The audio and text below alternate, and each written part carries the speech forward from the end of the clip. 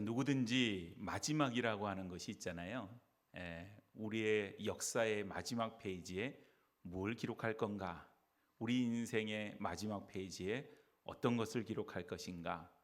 어떤 사람은 자기가 묻히는 그 무덤의 묘비에 쓰여질 그런 그 글귀를 미리 정해놓고 이렇게 하는 분들도 있다고 합니다.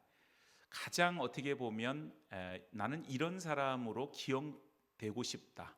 후세들이 나를 이런 사람으로, 내 사랑하는 가족이나 또 친지들이나 친구들이나 또 교우들이 나를 이런 사람으로 기억해 줬으면 좋겠다. 뭐 그런 맥락에서 이제 그런 그 글귀를 미리 정해놓고 나중에 내가 죽으면 墓위에다가 이런 걸 새겨줘. 그리고 부탁을 하는 것 같습니다.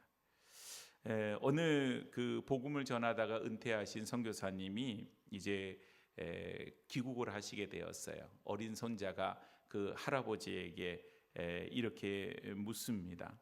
할아버지, 여기 보니까 할아버지께서 쓰신 아주 그 오래되고 낡은 일기장이 있는데 이 일기장 가운데에서 할아버지가 제일 많이 쓴 그런 그 구절이나 단어가 어떤 것이 있어요? 그리고는 물었어요.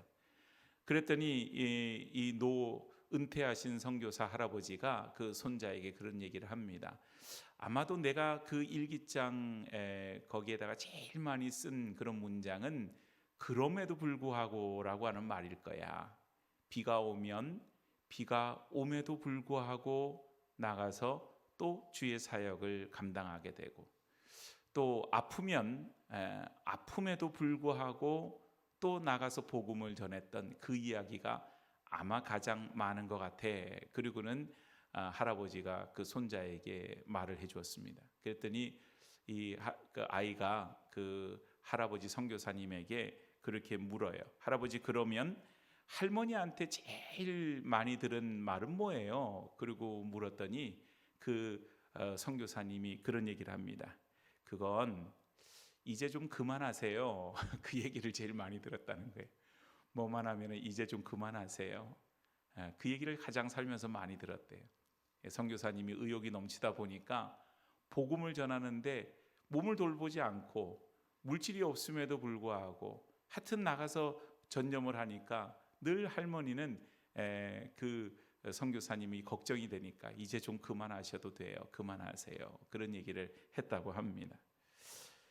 어떻게 보면 이게 참 그 우리가 세상 속에서 살면서 세상이 우리한테 하는 이야기, 또 우리가 마음으로 다짐하면서 걸어가는 사명자의 길 속에서 우리가 되새기는 그런 이야기, 그게 이제 포함이 돼 있죠. 세상은 우리에게 뭐라 그럴까요? 이제 좀 그만해도 된다. 그만큼 하면 됐지. 아무개 권사를 보고 아무개 집사를 보니 뭐 그렇게 안 해도 신앙생활 잘 하는 것 같더만 왜 너는 그렇게 거기에 그냥 전심을 다하여서 몸도 돌보지 않고 아프면은 심지어는 가서 링거 맞고 진통제 맞고 약 먹어가면서 그렇게까지 교회 일을 하니? 그렇게 이제 세상은 우리에게 얘기한다는 거죠. 그런데 사명자의 길이라고 하는 것은 어때요? 우리에게는 그럼에도 불구하고 그 일을 하는 것입니다. 오늘 여러분, 세상이 바울에게 그렇게 얘기를 해요. 감옥에 갇혔으니, 로마에서 지금 가택연금을 당해서 지금 자유롭지 못하고 언제 죽을지 모르는 운명이니 이제는 그만해도 된다고 그렇게 말을 합니다. 그러나 오늘 여러분 사도행전 제일 마지막 장 마지막 부분을 보니까 사도 바울은 복음 전하는 것을 심지어는 자기 셋집에서, 자기가 새를 얻어 사는 그 집에서조차도 그것을 멈추지 않는 바울의 모습을 보게 되지요. 그래서 오늘 우리에게 있어서 사도행전을 가만히 보면요, 뭔가 이게 결말이라고 하기에는 조금 이상하고 그 뒤에 뭐가 있을 것 같아요. 이 얘기가 사도행전 29장이 또 있을 것 같은 거예요. 여러분, 마지막 절에 뭐라고 되어 있습니까? 하나님의 나라를 전파하며 주 예수 그리스도에 관한 모든 것을 담대하게 거침없이 가르치더라. 그래서 바울이 쭉 이렇게 복음의 여정을 거쳐왔는데 우리가 생각하는 거는 해피엔딩으로 바울이 그래가지고 아주 잘 살았대, 행복하게 사역을 했대, 뭐 이런 결말이 되든지, 아니면은 바울이 그러므로 말미암아 무슨 고난을 당했다든지 어려움을 겪었다든지 뭐 그런 일들이 그 뒤에 기록이 돼 있을 법한데 그건 없고, 바울의 마지막 이야기는 그냥 끝까지 거침없이 가르치며 복음을 전했다, 예수 그리스도에 대해서. 그 얘기로 끝을 맺는 거예요.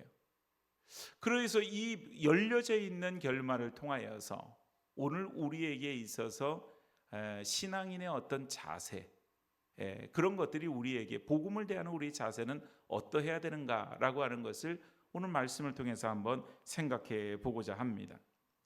오늘 먼저 여러분 본문 23절 말씀을 다시 돌아가서 봅니다. 제일 우리가 읽었던 처음 말씀이죠. 처음 말씀 23절 우리 한 목소리로 같이 읽습니다. 시작. 그들이 날짜를 정하고 그가 유숙하는 집에 많이 오니 바울이 아침부터 저녁까지 강론하여 하나님 나라를 증언하고 모세의 율법과 선지자의 말을 가지고 예수에 대하여 권하더라. 아멘. 여기 보니까 바울이 아침부터 저녁까지 강론하는 장면이 나오는데, 여기에서 바울의 어떤 사역의 두 가지의 그런 중요한 모습이 있습니다. 첫 번째는 바울이요, 여기 보니까 강론하면서 하나님 나라를 어떻게 했다 그래요? 증언하였다. 바울의 사역은 증언하는 사역이었다라고 하는 것입니다. 이 증언한다라고 하는 것의 그 의미를 찾아보니까 그냥 어떤 정보의 전달을 의미하는 것이 아니라, 복음은 이런 것이야 라고 전해주는 것이 아니라, 거기에는 엄히 명령한다, 간절히 호소한다, 뭐 이런 의미가 있죠. 이건 주로 이제 어느 때에 쓰임을 받냐 하면은 법정에서 증인이 증언을 하게 될 때 선서를 하게 되죠. 내가 이 증언을 함으로써 혹시 거짓말을 하게 되면 위증의 벌을 받기로 내가 맹세합니다, 이런 아마 선서를 하는 것을 여러분이 보셨을 거예요. 그러니까 법정에서의 증언은 그냥 아무렇게나 하는 게 아니에요. 내가 보고 들은 대로 정확하게 그것에 대해서 가감 없이 이야기를 해야 될 책임이 그 증인에게는 있는 것입니다. 그래서 여러분, 오늘 이 증인으로서 증언하는 바울은요, 그 가운데 자기의 철학이 아니라 뭘 말했겠는가? 자기가 만난 예수님에 대해서 간절하게 호소하고 목숨을 걸고 증언하고 있는 거예요. 여러분 보세요. 바울은요, 예수 믿는 사람들을 아주 혐오했던 사람이었습니다. 그렇죠. 그래서 예수 믿는 사람이라 그러면은 잡아다가 하여튼 그 가는 일에, 결박하는 일에 앞장섰던 사람이에요. 그래서 예수 믿는 사람 중에 스데반이라고 하는 사람이 죽을 때에, 순교를 당할 때에 바울의 그 발 앞에 그 옷을 벗어서 증인으로 삼아서 그렇게 둘 만큼 바울은요, 아주 냉정하게, 어떻게 보면 돌에 맞아 죽어가는 그 스데반을 보면서도 일말의 가책이 없고 저는 당연히 죽어야 된다라고 생각할 만큼 그 예수 믿는 사람들에 대해서 자기에게 해코지한 바는 없지만 자기가 가지고 있는 사상, 자기가 가지고 있는 철학, 자기가 가지고 있는 모든 어떤 생각, 이것과 다르다고 생각했기 때문에, 그것을 해친다고 생각했기 때문에 그렇게 철저하게 배격했던 사람이었어요. 그런데 다메섹 도상에서 예수를 만났잖아요, 바울이. 그 인생이 완전히 획가닥 바뀌어버린 거예요, 180도로. 그래서 여러분, 바울은요, 자기에게 있어서 지금까지 여러 번의 그 선교 여행, 1차, 2차, 3차 이런 선교 여행들을 통하여서 많은 죽을 고비를 넘고, 우리가 앞서서 봤지만 로마로 오는 여정도 순탄하지 않았어요.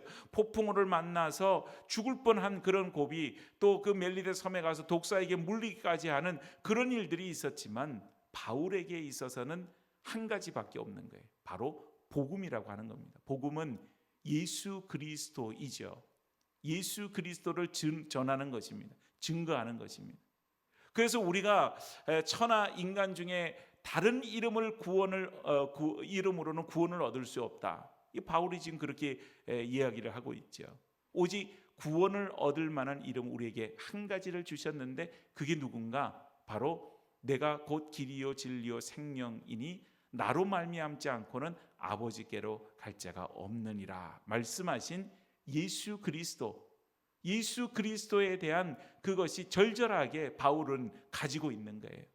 자기가 경험해보고 자기가 살아보고 자기가 부활하신 예수님도 만나보고 다 그랬더니 예수님만이 나의 구주고 예수님만이 내 죄로부터 나를 구원하신 유일한 분이심을 바울이 깨닫게 되었다는 것입니다. 그러니 여러분, 바울의 그냥 이야기는 그냥 이야기가 아니라 호소였다는 것이에요.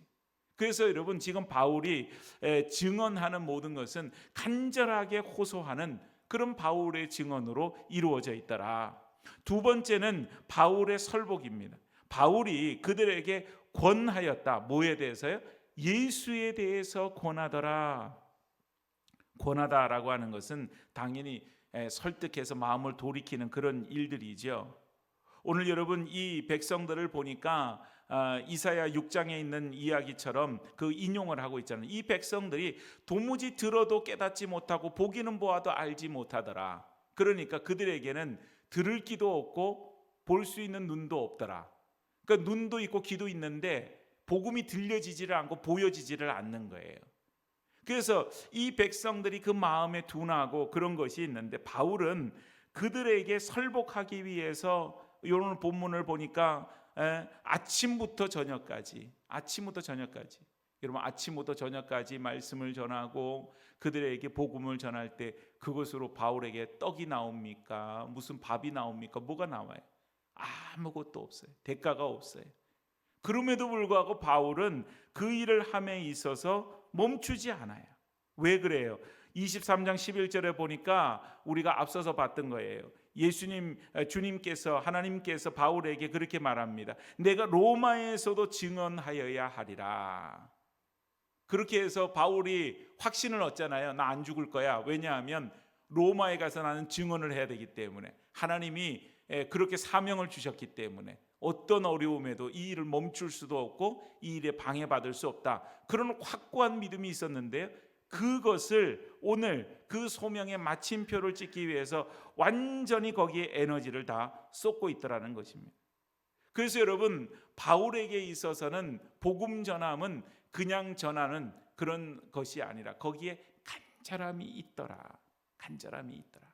그래서 여러분, 우리가 때를 얻든지 못 얻든지 힘써 복음을 전하지만 거기에는 간절한 설득이 있어야 돼요.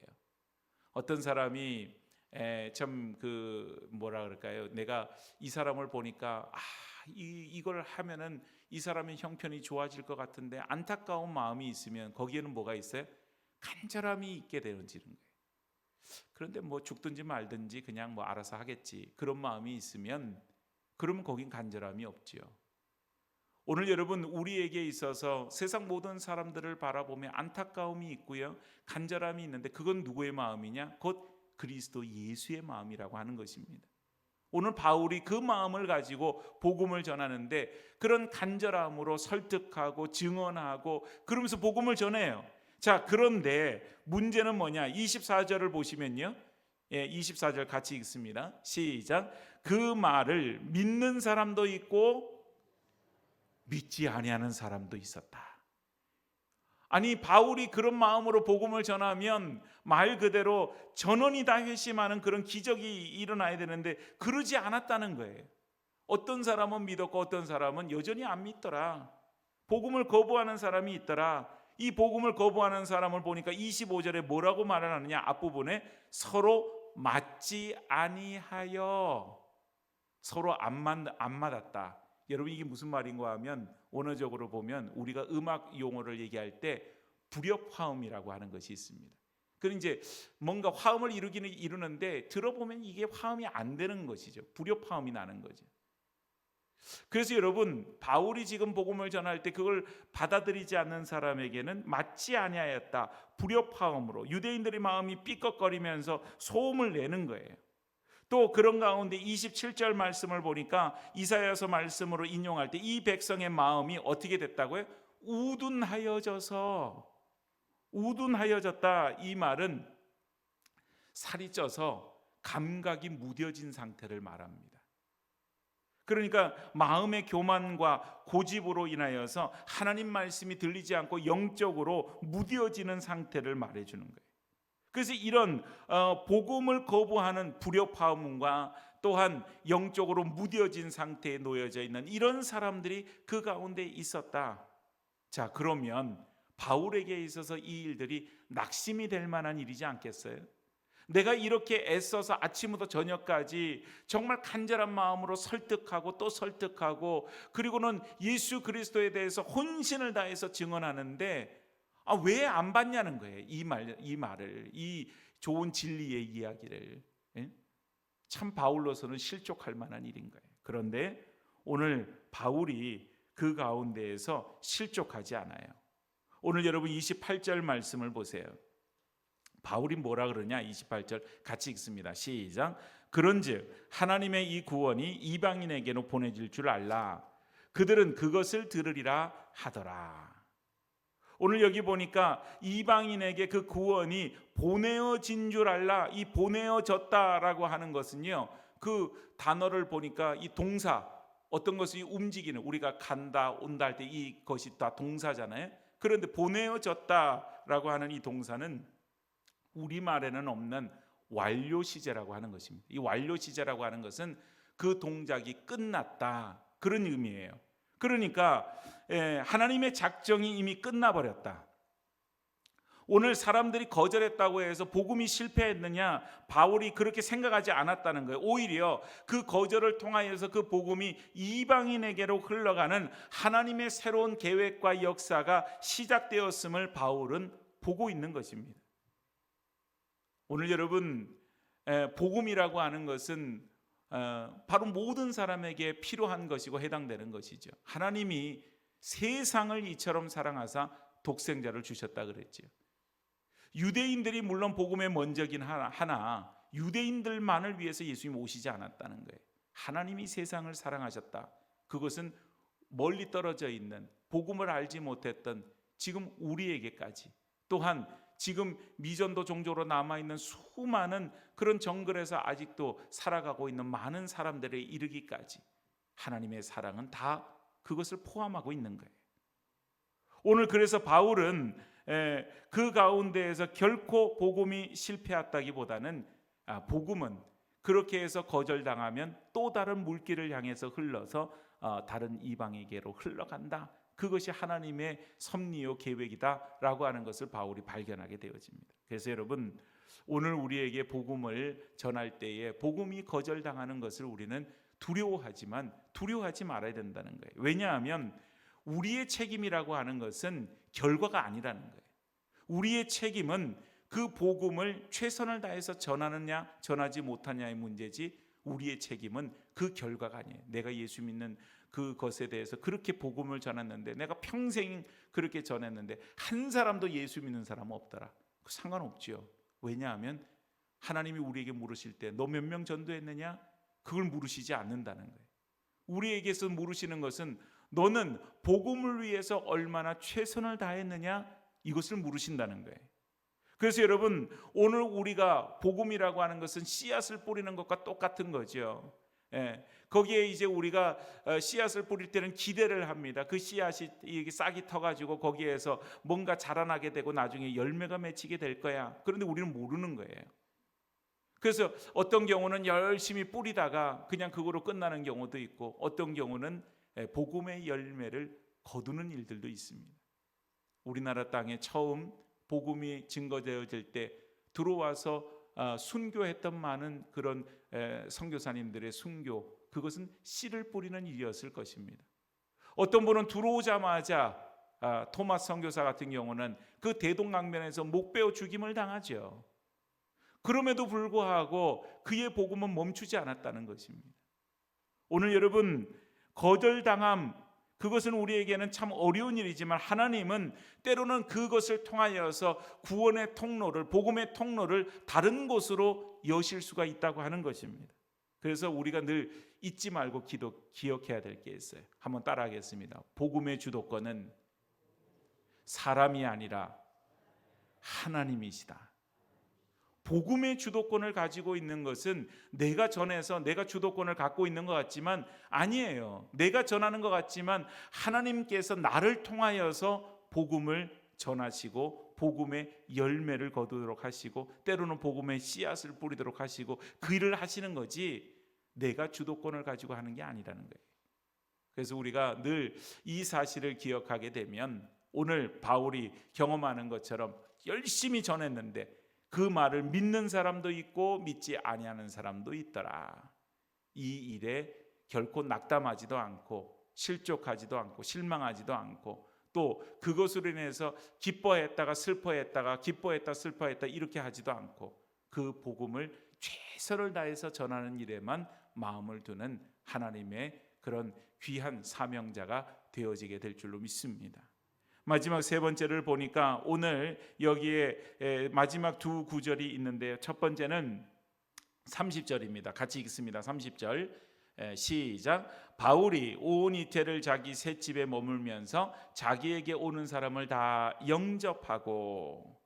오늘 여러분 바울이 실족하지 않고 어떻게 했는지를 보세요. 바울이 지금 셋집, 자기 셋집이라고 그렇게 얘기했는데 이 셋집이라고 하는 것은 뭐 우리가 새를 얻은 집 뭐 그 얘기잖아요. 우리는 그게 익숙하지요. 셋집이라고 하는 것이. 근데 헬라어 단어로도 그래요. 임금을 지불하다 그런 동사로 쓰여진 거예요. 그러니까 바울은 죄수인데도 불구하고 뭐 버는 소득이 없지 않겠어요? 그러니까 누군가가 아마 바울을 후원했을 겁니다.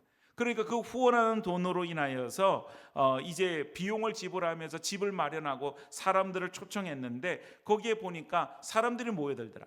여러분 지금 바울이 아무리 감옥 안에 들어가 있는 것이 아니라 이렇게 지금 새 집을 마련해서 가택연금 상태로 놓여져 있다 할지라도 바울은 더 이상 유대인의 회당에 갈 수가 없지요. 거기에 들어가면 아마 심한 배척을 받게 될 것입니다. 가로막혀 있죠. 모든 통로가 어떻게 보면 가로막혀 있어서 한계가 지어지는 그런 상황에서도 이제 자기가 사는 그 집을 그냥 교회로 만들어 버린 것입니다. 그래서 여러분 오늘 이것이 그 사명자가 가지는 기도하면서 하나님이 열어주시는 그런 창의성이에요. 자기가 못 가니까 사람들을 오도록 만드는 거죠.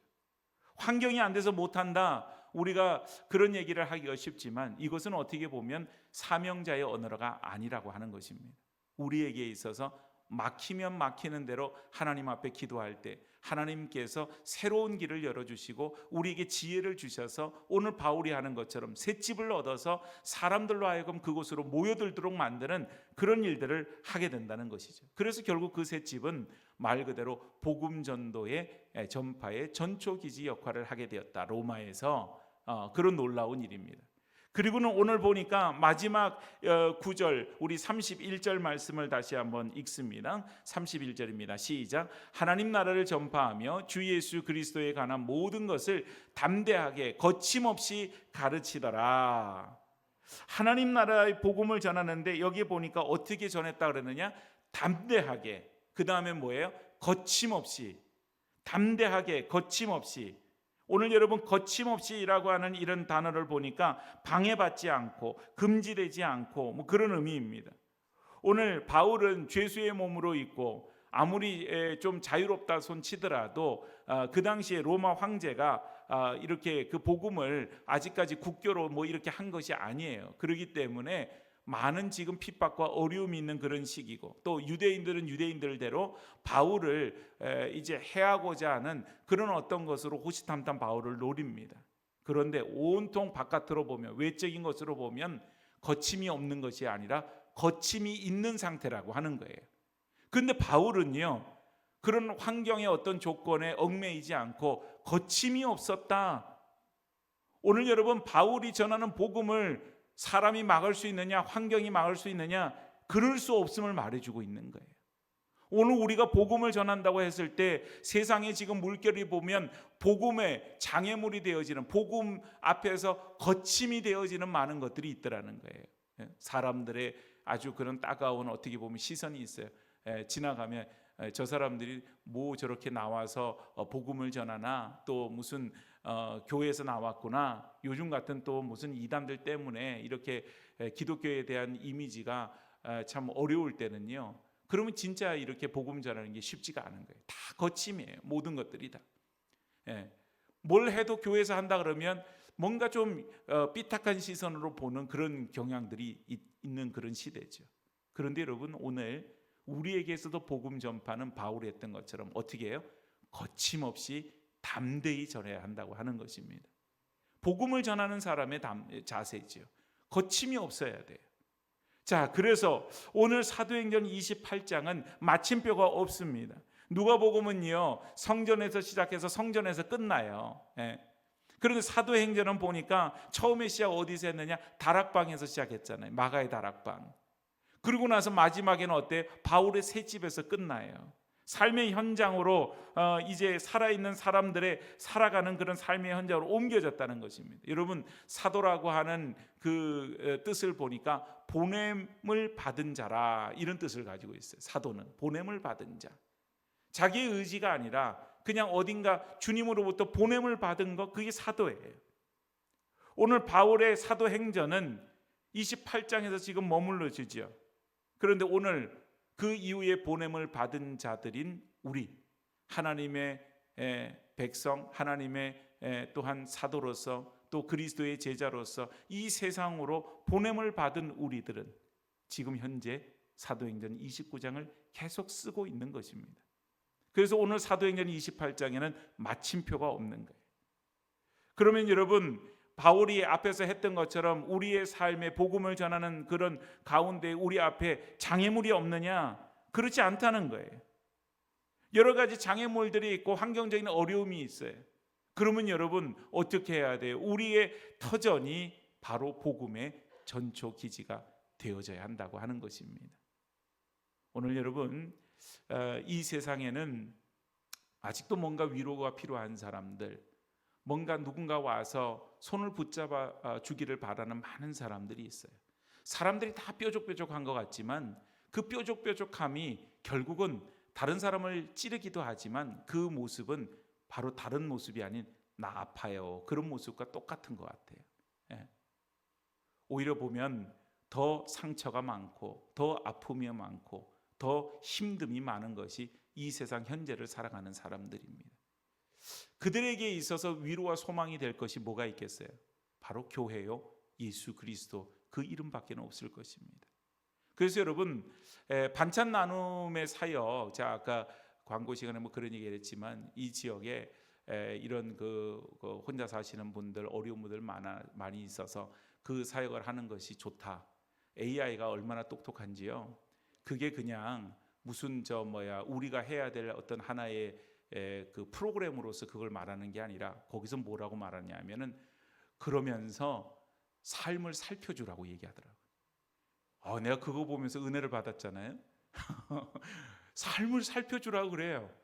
반찬 나눠주면서 가서 얘기 들어주고, 그리고 거기에 뭔가 필요한 것이 없는지를 살펴서 그런 것들을 이렇게 같이 해결해 줄 수 있으면, 그러면 아주 교회가 참 바람직한 사역을 할 수 있는 그런 뭐가 된다고 그렇게 소개를 해주는 거예요.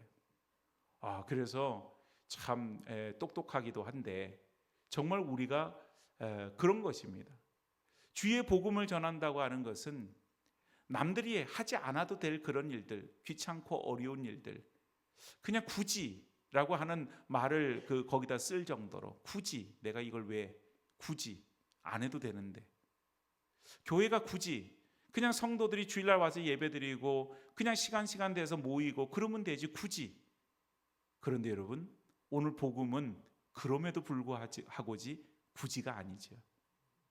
세상적으로 보면 굳이라고 하는 말을 쓸 수 있지만 복음으로서는 그럼에도 불구하고 우리는 하는 것입니다. 힘이 들어도, 그럼에도 불구하고, 돈이 없어도 그럼에도 불구하고, 여러 가지 상황이, 여러 가지 형편이 어려워도 그럼에도 불구하고 그 일을 하는 것입니다. 오늘 예수 그리스도의 이름 앞에 우리는 세례 받을 때부터 시작해서 지금까지 손을 들어 선서한 사람인지 모르겠어요. 오직 나는 예수의 이름으로 살겠습니다.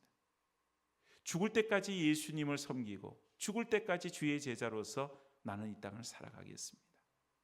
오늘 여러분, 우리가 그런 결단과 헌신이 있다면 사도행전 29장 우리는 차근차근 한 구절 한 구절을 계속해서 써나가는 우리 교회와 성도들이 되어져야 할 것입니다. 복음은 끝나는 순간 없어요. 우리가 천국 가는 그 순간까지, 우리가 천국 가면 우리의 대를 이어서 또 우리의 후배들, 믿음의 후배들이 그 일들을 감당하게 될 겁니다. 우리의 선배들이 이 땅에서 참 복음을 열심히 전하다가 다 하나님 나라 가셨을 때 우리 믿음의 후배인 우리들이 그 일을 감당하는 것과 같은 이치겠죠. 오늘 바울이 전했던 복음, 베드로가 전했던 복음, 다른 복음이 아니죠. 오직 예수 그리스도 그 이름을 전하는 일에, 그래서 사도행전 29장을 오늘 우리의 손으로 써나가는 일에 충성하고 헌신하는 주님의 백성들, 우리 평강교회와 우리 성도들이 다 되어줄 수 있기를 주의 이름으로 축복합니다.